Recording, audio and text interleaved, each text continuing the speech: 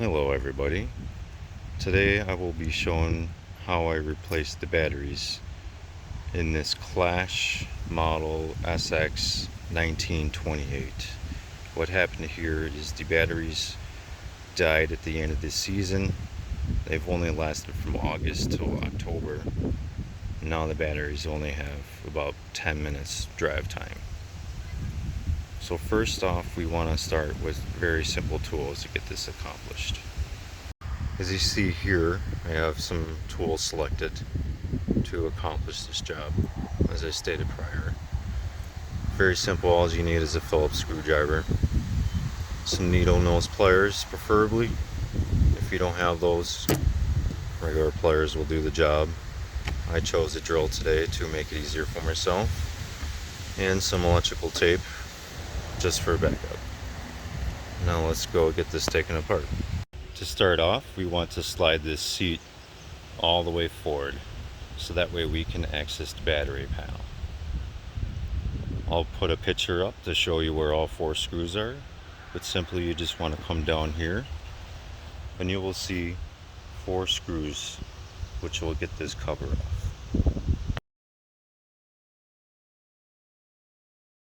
Okay, so let's get this off.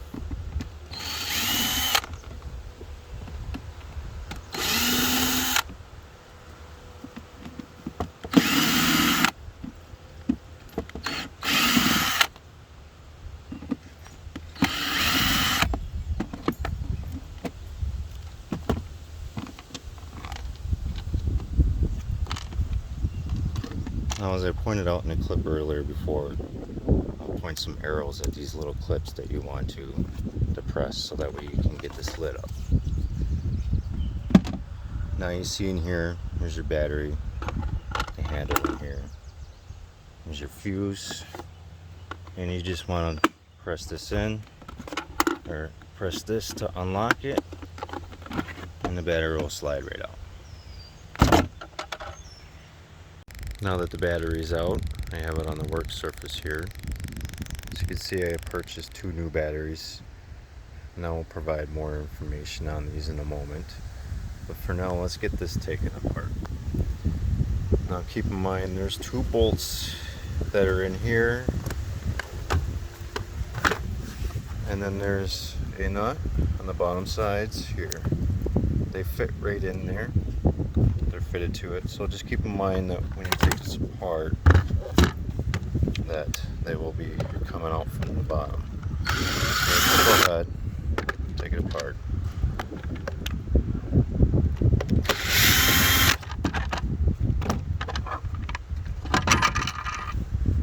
Okay, now you see there's 2 batteries in there.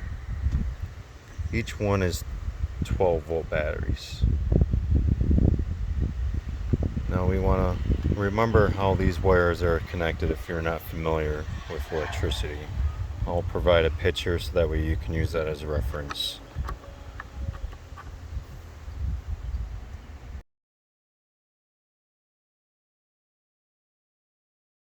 Okay, so let's get these off. Hopefully I can do this one-handed, the camera. You just get the pliers on there, and you can just pull them right off pretty easily.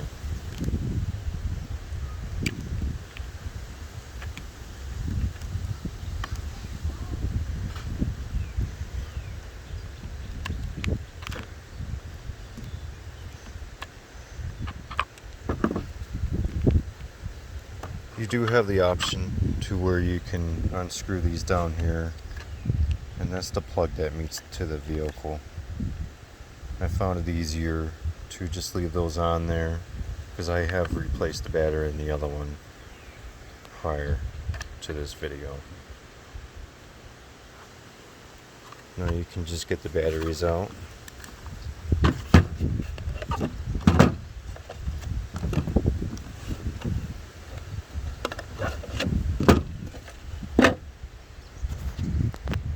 Now let's take a look at these batteries.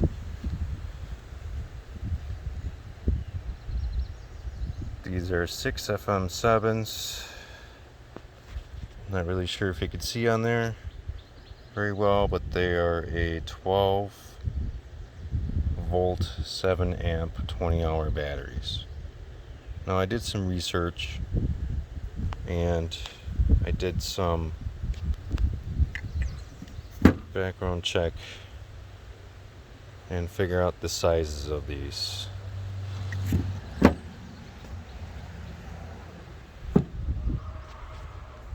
In turn, I found that you can get these batteries at a reasonable price, and these are a high rate battery. They're 12 volt 9 amp batteries. Now these are rechargeable just like the other ones, and I went with the Interstate as there's many choices of the same battery style battery. Now you can choose to keep the same amp that it came with, which is 7. I chose to go 9 so that way you can get a longer drive time. The 7 amp you get a shorter drive time, but it takes shorter time to charge. Now these are 9 amps, which you get a longer drive time, but it does take longer to charge. I was looking into 12 amp for these, and I could not find one that was the same size as this.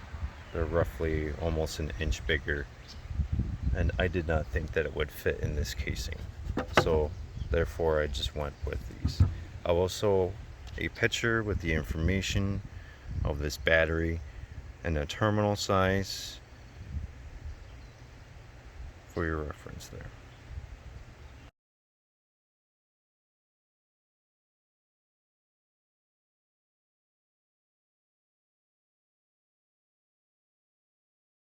Okay, so let's get these batteries in there. We're going to place them basically the same way that we took them out. Negative all the way on the left. And then you can simply pop these wires on. You can see that this one is red, which would go to the positive. Black to the negative.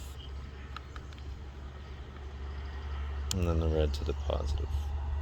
What this does is creates a 24 volt system with the two 12 volt batteries. And just make sure that this is in there properly, otherwise the cover will not go on. Let's get these batteries out of the way. And then we can put this cover on. Now don't worry if you have pliers that rip this off, as it did on mine. You can go ahead and just use some electrical tape and wrap it around these leads here, which they look like they'll be fine. Prior to this, they did have some glue on the top here, but it's no longer there and it will not hurt anything. Okay, so you just pop your cover on. You want to put the back on first.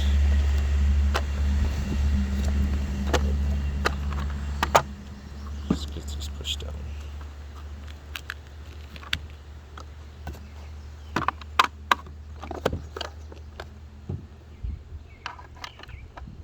Stick the bolts in there.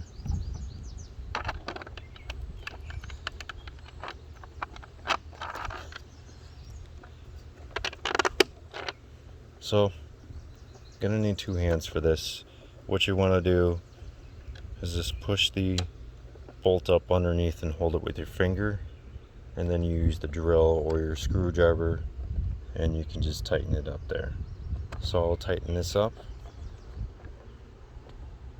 and I'll be right back with you. Okay, here we are at the back of the vehicle again. Now that we got the batteries placed in the housing, you can just place the battery in there like before.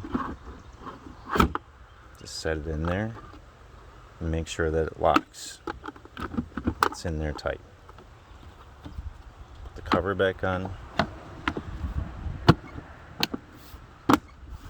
and place the 4 screws back in the holes.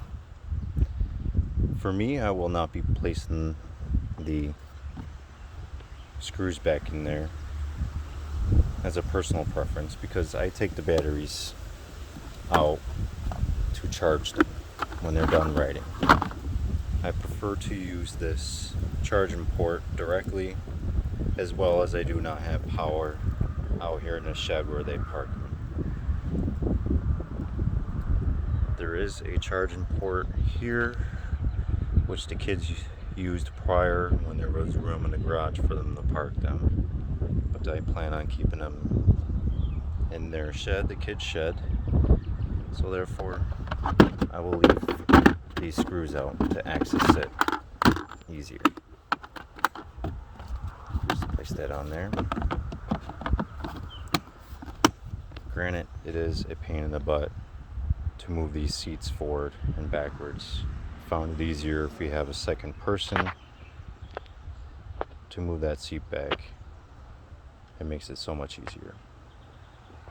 Now, prior to me doing research on these batteries, I did not find very much information, very many reviews, but I chose these models for the kids, hoping that it was good for the rough terrain we have around the yard here, because I like the rubber tires that it offered, unlike most child UTVs have hard plastic tires, which would be pretty rough on this terrain. Now, unfortunately, the batteries that came with this, they lasted at most maybe 30 minutes. That was when it was brand new. So now, after testing this battery prior to this video, the battery lasts around an hour. No, as a personal preference, I put the batteries in there brand new and I let the kids drive them until they're fully drained out, and then you can go ahead and give it a full cycle charge thereafter. Even with the batteries that came in the mail, they still lasted close to an hour before they fully drained. Now keep in mind, like I said earlier, these batteries will take longer to charge, but that's fine with me because the kids are happier with a longer drive time. Now that that's complete, enjoy your riding toys, and thank you for watching.